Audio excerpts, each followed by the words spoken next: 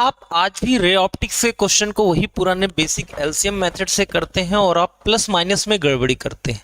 तो इसी के लिए एक बहुत ही छोटी सी ट्रिक लेके आया हूं। आज के बाद ना आपको कोई फॉर्मूला रटने की जरूरत है और क्वेश्चन किसी भी टाइप का आएगा, बिना आप एलसीएम लिए बस देख के आंखों आंखों में सॉल्व कर सकते हैं। तो आपको उन पुराने तरीकों से निजात दिलाने के लिए ये छोटी सी ट्रिक अपने काम आएगी।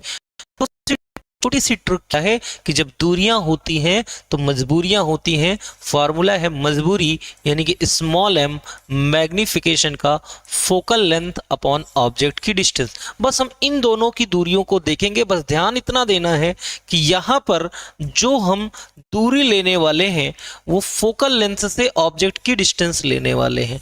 फोकल लेंथ और ये ना हम कोई प्लस माइनस देखेंगे ना ऑब्जेक्ट, और साथ में एम के दो साइन। कब हम m को प्लस लेंगे, कब m को माइनस, ये भी डिसाइड करेंगे। अगर कभी रियल ऑब्जेक्ट की रियल इमेज बने या वर्चुअल ऑब्जेक्ट की वर्चुअल इमेज बने, यानी कि दोनों सेम है, इट मींस m का साइन लेना नेगेटिव। और अगर यही रियल की वर्चुअल बन जाए या वर्चुअल की बन जाए रियल, तो हमें m लेना है पॉजिटिव। तो इन छोटी छोटी टेक्निक्स का यूज करके हम क्वेश्चन को सॉल्व करने वाले हैं। जैसे एक छोटे से कॉन्सेप्ट से शुरू करते हैं, फिर उसके बाद क्वेश्चन लेंगे। जैसे मान लो हमें क्या करना है, अभी देखिए आप 1 सेकंड में आप आंसर बताने वाले हो, आपको भी यकीन नहीं होगा कि हम इतना फास्ट हो सकते हैं। देखिएगा जरा ध्यान से, ये फोकल लेंथ मैंने लिखा 10 और यहां ऑब्जेक्ट को रखा पहली बार 12 सेंटीमीटर में। कोई कहे मैग्निफिकेशन बताओ, तो आपको क्या बोला था, दूरी, फोकस दूरी 10 अपॉन में इनके बीच की दूरी 2 हो गया, मैग्निफिकेशन 5। अब +5 की -5 तो फोकस के इधर का पार्ट माइनस होता है। अब सर यही आ गया, ये तो हो गया m। और कोई कहे सर v कहाँ आएगा, तो इसी 5 को उठाओ और इस नंबर में मल्टीप्लाई कर दो, तो आपका जवाब आएगा 12 × 5 यानी -60। अब देखो real object real image minus चल रहा है।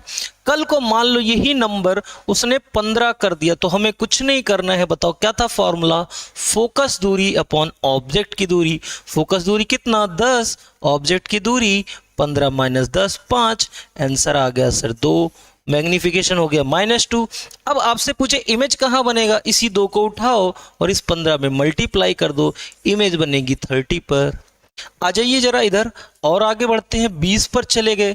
कोई कहे सर 20 पर, वैसे तो बहुत से बच्चे ये भी रट के रखते हैं कि जैसे ही हम सेंटर ऑफ कर्वेचर पर जाएंगे वही सेम साइज आएगा। आज हमारा फार्मूला भी कहता है फोकल लेंथ 10 और इनके बीच की दूरी 20 और 10 के बीच का गैप कितना है 10, तो आप बोलोगे m की वैल्यू हो गई 1। कोई कहे इमेज की डिस्टेंस सर 1 से मल्टीप्लाई कर दो 20 आ जाएगा।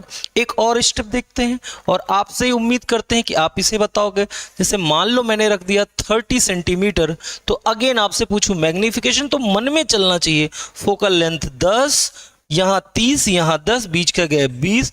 आंसर आ गया 1/2 प्लस की माइनस, फोकस के इधर माइनस -1/2। कोई कहे सर इमेज कहाँ बनेगी, इमेज यानी कि v, तो इसी 30 का आधा से मल्टीप्लाई कर दो, you will get your answer -15 centimetre. तो है ना कितना आसान ट्रिक। चलिए अब इधर के पार्ट की बात कर लेते हैं। सर अगर 5 सेंटीमीटर इधर आया तो रूल अपना नहीं बदलेगा।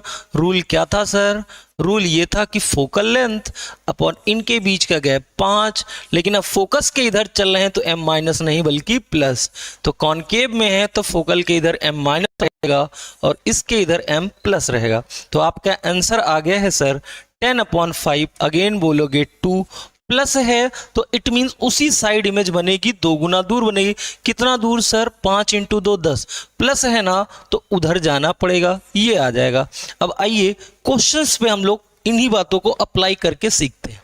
जैसे ये रहा पहला क्वेश्चन, देखिए पढ़ते पढ़ते भी सब क्वेश्चन आ जाएगा। जैसे ये पहला क्वेश्चन आपकी स्क्रीन पर है, the focal length of a concave mirror. तो तुरंत हमें कॉनकेव मिरर को बना लेना चाहिए। ठीक है भाई, बना लिया हमने। इसकी फोकल लेंथ कितनी है सर, 50 सेंटीमीटर। मैंने लिखा यहाँ f, यहाँ लिखा 50 सेंटीमीटर। फिर क्या करा, where should an object be place so that its image is 2 times magnified. 2 गुना बड़ी बन रही है ना, तो m की वैल्यू क्या होनी चाहिए, रियल एंड इन्वर्टेड भी बोला है, तो m की वैल्यू आ गई -2। और हम जानते हैं ऑब्जेक्ट के लिए अभी बताया था m का फॉर्मूला क्या था भाई, f/x1। m की वैल्यू आ गई 2, f की वैल्यू 50, तो x1 की वैल्यू कितनी आ गई सर? 25 आ गई ना, यानी कि फोकल लेंथ से 25 सेंटीमीटर दूर हमारा ऑब्जेक्ट होगा, जो कि आंसर होगा 75 सेंटीमीटर। फर्स्ट ऑप्शन हमारा करेक्ट हो जाए।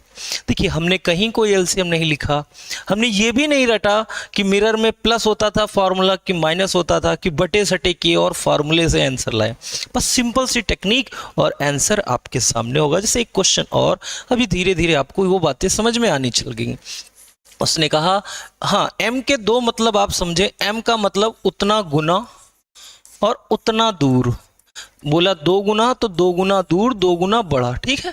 ये है जैसे N object of height 7.5 centimetre is placed in a front of convex mirror, यानी कि कंफर्म हो रहा है कि जो कॉन्वेक्स यहाँ पर जो हमारा मिरर है वो कॉन्वेक्स यूज होने वाला है। तो हमने बनाया ये एक कॉन्वेक्स मिरर। चलिए भाई एक कॉन्वेक्स मिरर बना देते हैं। जस्ट ये बनाया हमने एक कॉन्वेक्स मिरर, ये बना दिया भाई कॉन्वेक्स मिरर। कॉन्वेक्स मिरर के आप सब जानते हैं फोकल लेंथ इधर होती है, बना देना है, ठीक। रेडियस ऑफ कर्वेचर, देखो अब ऐसा क्वेश्चन आया है ना कि जो भी एलसीएम लेने वाले हैं यहाँ फंस जाएंगे, पॉइंट में आ गया एलसीएम ले ही नहीं पाएंगे, इसीलिए अपनी टेक्निक बहुत काम की है। चलिए ये देखते हैं, रेडियस ऑफ कर्वेचर अगर 25 सेंटीमीटर है, इट मीन्स फोकल लेंथ है 12 सेंटीमीटर जी, ठीक है। डिस्टेंस 40 सेंटीमीटर, यहां से 40 सेंटीमीटर दूर एक ऑब्जेक्ट को रखा है जिसकी हाइट है 7.5 सेंटीमीटर, ये है डिस्टेंस 40। बस आ जाते हैं सवालों पर। Height of image should be, height of image क्या होगी ऑब्जेक्ट की, ये हमसे पूछ रहा है। तो अगेन पहले हम m की तलाश में निकल पड़ते हैं। फोकस डिस्टेंस 12.5 अपॉन इनके बीच की दूरी। यहां पर लोग गलतियां करते हैं, तो इनको देखो, ये डिस्टेंस और ये डिस्टेंस को हमको क्या कर लेना चाहिए, ऐड कर लेना चाहिए। वेरी गुड, तो ये हो जाएगा 52.5। ये अपना आसानी से आंसर दिख रहा है 52.5। अब इसको चाहो तो आप सॉल्व कर लो, 5 2 जा 10, 5 5 जा, ये आ जाएगा, ये 105 और सॉल्व कर लिए 5 और 21, तो m की वैल्यू आ गई आपकी 5/21। अब इतना गुना हमारा ऑब्जेक्ट बड़ा बनेगा, 7.5 का मल्टीप्लाई कर देंगे और अपना आंसर आ जाएगा। जो भी आंसर आएगा हमें आसानी से दिख जाएगा, ठीक है। तो कहीं पर हम कोई एलसीएम नहीं लगा रहे हैं, कहीं पर कोई फॉर्मूला नहीं लगा रहे हैं, बिल्कुल कॉन्सेप्ट से बात करेंगे और आंसर आ जाएगा। इस क्वेश्चंस में इस मेथड में और अदर मेथड में डिफरेंस ये है कि आप कभी भी प्लस माइनस की गलतियां नहीं करेंगे, जो अपने रियल एग्जाम में आप प्लस माइनस की गलतियां करते हैं, कभी मैग्नीफिकेशन में कहाँ प्लस है कहाँ माइनस, यहाँ आप किसी प्रकार की कोई गलती नहीं करने वाले। तो आइए नेक्स्ट क्वेश्चन की तरफ बढ़ते हैं और देखते हैं। इसने कहा the focal length of a concave mirror is 12 centimetre. Concave mirror है भाई, बना देना, डायग्राम बनाना है। अभी कुछ टाइम बाद आप प्रैक्टिस कर लोगे तो ये भी नहीं बनाओगे। फोकल लेंथ है भाई 12 सेंटीमीटर, लीजिए लिख दिया। Where should an object of height 4 centimetre be placed so that real image of 1 centimetre. देखो ऑब्जेक्ट के हाइट क्वेश्चन ने दे रखा है 4 सेंटीमीटर और इमेज की हाइट जो है 1 सेंटीमीटर रियल ही बना रहा है। रियल की रियल बना रहा है तो इन्वर्ट होगा। और देखो इमेज कितना गुना छोटी है, तो आप बोलोगे 1/4, तो m की वैल्यू आ गई -1/4। और जहां हमारे पास m की वैल्यू आती है, हम कहीं ना कहीं हर सवालों के जवाब पर आ जाते हैं, ठीक है। तो हमारा m आ गया है, फोकल लेंथ हमको दे ही रखा है। अब फोकल लेंथ से मान लेते हैं सपोज दैट, और कुछ नहीं दिया है क्वेश्चन में, फोकल लेंथ ऑब्जेक्ट कहाँ पर रखा है कुछ नहीं, बस ये दे रखा है। हाँ, तो इससे एक बात कंफर्म होती है कि अगर हम ऑब्जेक्ट जो है x पर रखेंगे तो इमेज हमारी x/4 पर बनेगी। यही इतनी बात होती। हमको वो भी नहीं आता, कोई बात नहीं। हमने क्या किया, यहाँ पर ऑब्जेक्ट को x मान लिया, यहां से ये डिस्टेंस को x मान लिया, x मान लिया।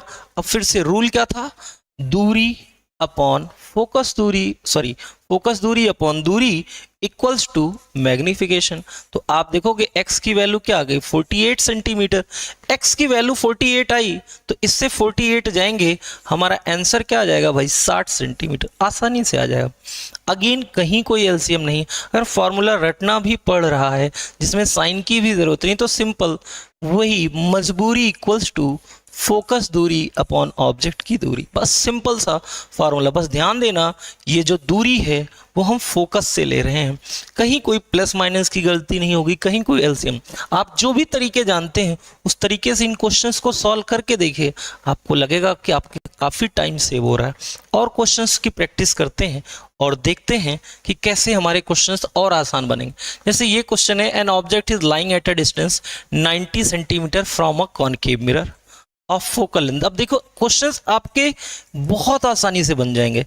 जैसे ये कॉनकेव मिरर है, ये फोकल लेंथ है, ये ऑब्जेक्ट की डिस्टेंस है। फोकल लेंथ कितना है क्वेश्चन ने पढ़ा, 30 सेंटीमीटर सर।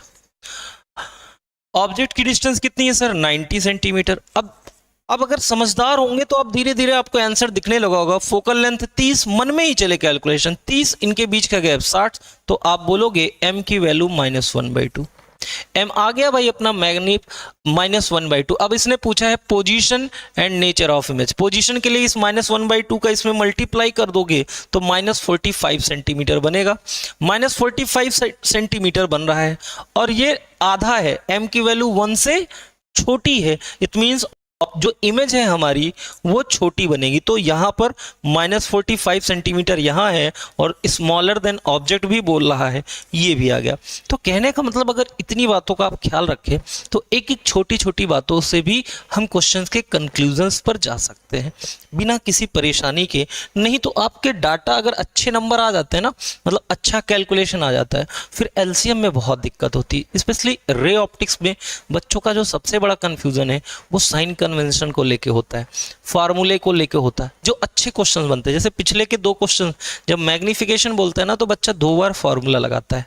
हम इतनी प्रैक्टिस कर लेंगे कि ये सब चीज़ों को भी आसानी से निपटा दें। जैसे ये क्वेश्चन है, आई होप आपने हमारे तरीकों को समझा। आप इसको क्वेश्चंस पे अप्लाई करिए और आप देखिए कि आप कैसे अपने टाइम को सेव कर पा रहे हैं। फार्मूला रटने की बजाय हमेशा हमारी प्रायोरिटी होती है कॉन्सेप्ट पर, क्योंकि एक बार आपने कॉन्सेप्ट के क्लैरिटी कर ली, कॉन्सेप्ट पे अच्छे से कमांड कर ली, फिर एग्जामिनर चाहे किस भी लेवल का क्वेश्चन बनाता है वो आपसे आसानी से सॉल्व हो जाता है। तो मेरे ख्याल से आपको मेरी बातें समझ में आई होंगी और वीडियो अच्छी लगी होगी। तो मिलते हैं आपसे नेक्स्ट वीडियो में, तब तक के लिए अपना ख्याल रखिए। शुभ रात्रि, जय हिंद।